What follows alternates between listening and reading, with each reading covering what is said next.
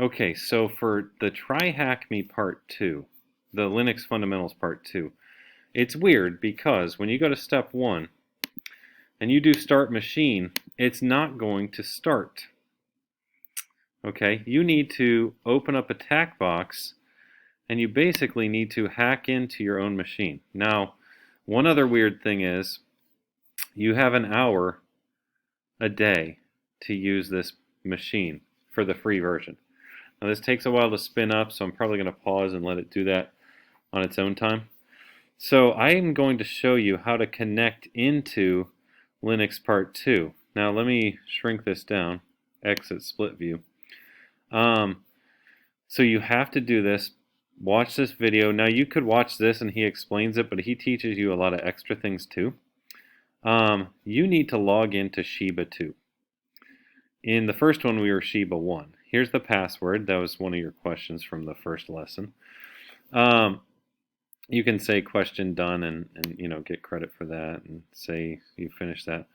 But here is how you are going to log into Shiba 2. If you ever close it, just show the split view again.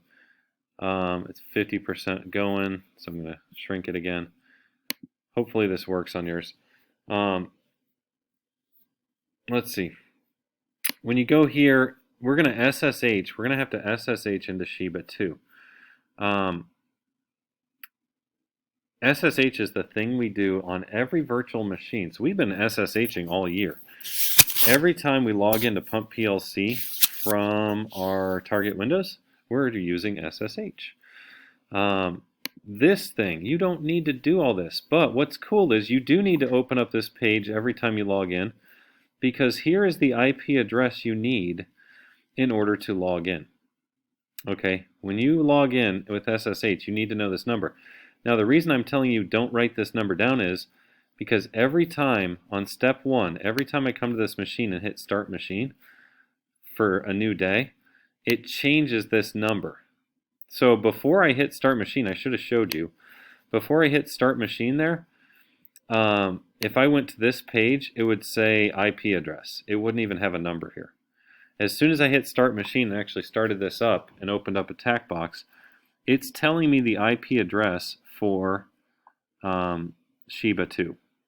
Now, you can skip all this stuff here. You do need to know that IP address number. And to SSH into Shiba 2, you will have to type this line of code in. SSH Shiba 2 at 10.10.187.141. Keep in mind, your number will probably be different than my number. Okay? And every time you log in, your number will be different. So it doesn't benefit you to write that down because it's going to be different each time. So when I do that, let me go back to my split screen, so split view. Let's see, come on, there it is. So we're in our terminal, and I'm going to not read this, well I read it actually. If you hacked into, this is basically a hacking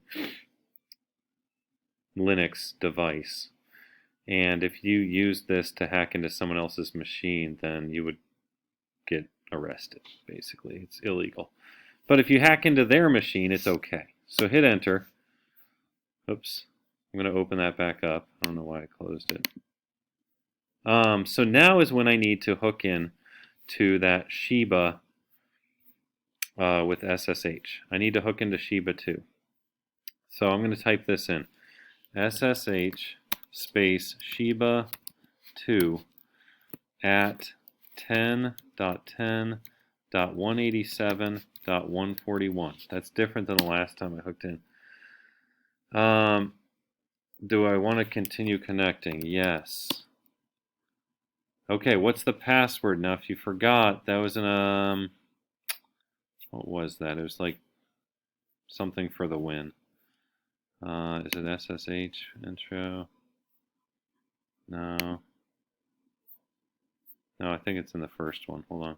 Intro. Yeah, there it is. Pingu for the win. Pingu FTW. So over here, PIN. Oh, wait.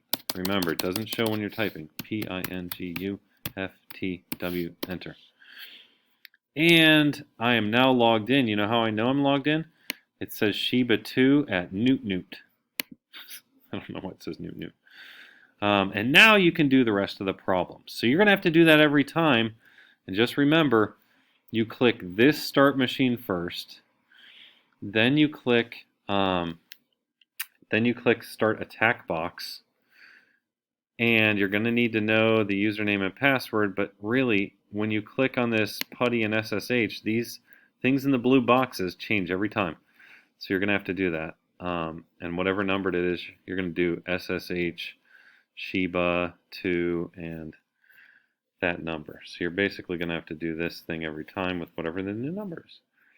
And then you're going to start to learn these lessons, and you're going to try, I don't think I had to do any, but there's and then on number 5 you have to do the regular and you try them out. Like I can try sleep, right? Sleep 5. We did this in class.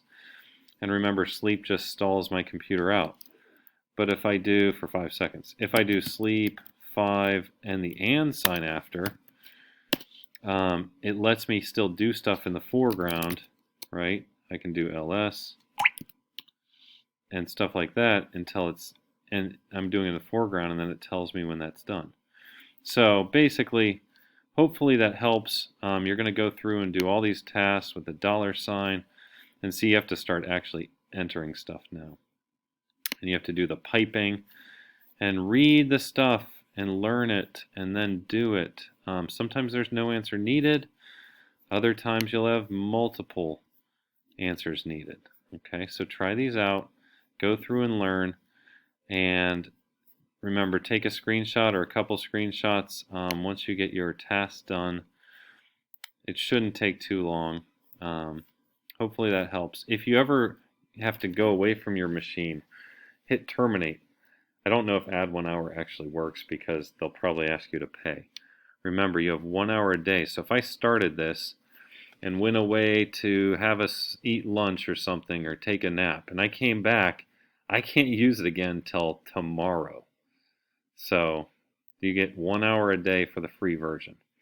All right, hopefully that makes sense to you. Email me if you have questions. I'll try to help you out. All right, talk to you later, people.